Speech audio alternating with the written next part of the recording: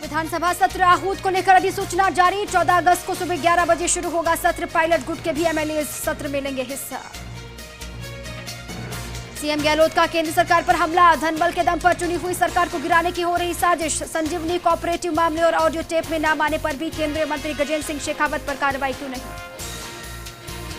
Hotel Fairmont में मुख्यमंत्री की अध्यक्षता में सीएलपी की बैठक। मीटिंग में विधानसभा सत्र की रणनीति पर चर्चा। गहलोत बोले 14 अगस्त तक होटल में ही एकजुटता के साथ डटे रहना।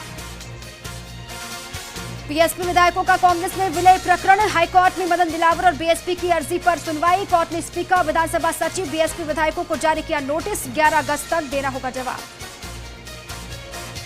प्रधानमंत्री मोदी और मॉरिशस के पीएम प्रविंद जगन्नाथ ने मॉरिशस के नए सुप्रीम कोर्ट भवन का उद्घाटन किया। वीडियो कॉन्फ्रेंसिंग के जरिए हुए इस कार्यक्रम में मॉरिशस सुप्रीम कोर्ट के जज समेत कई न्यायिक अधिकारी मौजूद रहे। दिल्ली में कोरोना वायरस के संकट के बीच केजरीवाल सरकार ने डीजल का दाम घटाने का फैसला किया है। दिल्ली में डीजल पर सिर्फ 16% वैट लगाया जाएगा।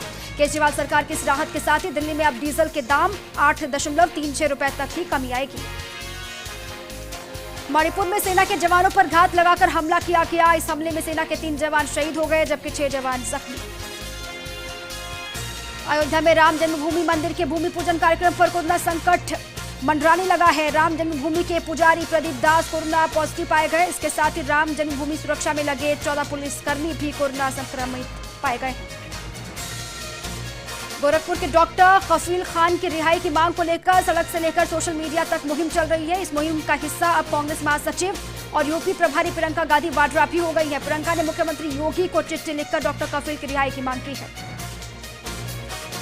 कांग्रेस महासचिव प्रियंका गांधी वाड्रा ने नई दिल्ली के लोधी एस्टेट इलाके में स्थित अपना सरकारी बंगला खाली कर दिया। केंद्रीय आवास एवं शहरी कार्य मंत्रालय ने प्रियंका से नई दिल्ली स्थित सरकारी बंगला 1 अगस्त तक खाली करने के लिए कहा था। कांग्रेस नेता राहुल गांधी ने ट्वीट कर कहा कि मोदी देश को बर्बाद कर रहे हैं। नोटबंदी, जीएसटी, कोरोना महामारी में दुर्व्यवस्था, अर्थव्यवस्था और रोजगार का सत्यानाश हो रहा है। उनकी पूंजीवादी मीडिया ने एक माया जाल रचा है। ये भ्रम जल्द ही टूटेगा। देश में कोरोना मरीजों की संख्या 15,83,000 के पार। वहीं अब तक कोरोना से 35,000 से ज्यादा लोगों की मौत। महाराष्ट्र के पुणे में सीएम उद्धव ठाकरे ने कोरोना से निपटने के लिए किए गए उपायों पर चर्चा के लिए निर्वाचित प्रतिनिधियों के साथ समीक्षा बैठक की। बैठक में उप मुख्यमंत्री अजित पवार भी उपस्थित रहे। तमिलनाडु में आज कोरोना के 5,864 नए केस आए सामने। 97 लोगों की हुई मौत। वहीं आज 5,295 लोग ठीक हुए। राज्य में कुल संक्रमितों की संख्या 2,39,978 हो गई है। इनमें 57,962 मामले सक्रिय हैं। कोरोना महामारी के प्रकोप को देखते हुए मध्य प्रदेश में सभी सरकारी और गैर सरकारी स्कूल अब 31 अगस्त 2020 तक रहेंगे बंद। इससे पहले स्कूल को 30 जुलाई तक बंद रखने का फैसला किया गया था। चीन में कोरोना संक्रमण के मामले लगातार दूसरे दिन 105 नए केस यहां पर सामने आए। राष्ट्रीय स्वास्थ्य आयोग ने गुरुवार को बताया है कि 105 नए मामलों में से 102 स्थानीय संक्रमण के हैं। इनमें से अधिकतर मामले शिनजियांग प्रांत के मुस्लिम बहुल उइगर क्षेत्र से हैं।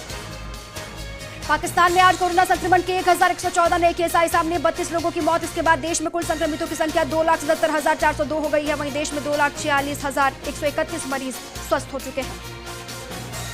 उज्जैन में पारिवारिक कलह से परेशान युवती का हाई वोल्टेज ड्रामा। बिल्डिंग से कूदकर जान देने की थी कोशिश। पुलिस और फायर ब्रिगेड ने बचाई जान। नारकोटिक्स सेल ने कुख्यात हत्यारे डॉक्टर देवेंद्र शर्मा को बापरौला से गिरफ्तार किया। इस डॉक्टर का दावा है कि यह अब तक 100 से ज्यादा ट्रक ड्राइवर्स और टैक्सी चालकों की हत्या कर चुका है। जयपुर पुलिस को इसकी पैरोल जंपिंग मामले में तलाश पहले से थी।